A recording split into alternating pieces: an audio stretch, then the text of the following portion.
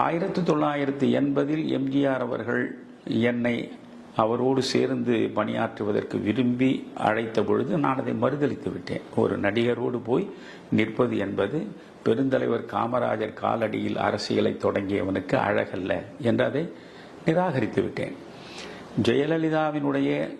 ஜெயலலிதா கண்மூடுகிற கடைசி நாள் வரையில் அவருக்கு உதவியாளராக இருந்த பூங்குன்றன், அம்மாவுக்கு உங்கள் மீது நல்ல நம்பிக்கையும் மரியாதையும் இருக்கிறதையா, நீங்கள் ஒரு முறை வந்து பாருங்கள் என்று என்னோடு தொலைபேசியில் தொடர்பு கொண்டு பேசிய பொழுது கூட ஒரு அடிமைக்குரிய மரியாதை பண்புகளை தமிழறிவு மணியனிடம் யாரும் எதிர்பார்க்க முடியாது என்று தான் கம்பீரமாக நான் சொன்னேன்.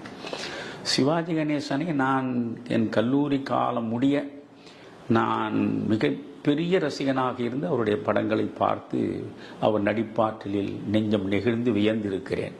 ஆனால் அதே சிவாஜி கணேசன் நான் இருந்த ஜனதா தளத்தின் தலைவர் பொறுப்பை ஏற்ற பொழுது நான் பொதுச் செயலாளர் பொறுப்பிலிருந்து விலகி வெளியே வந்தேன்.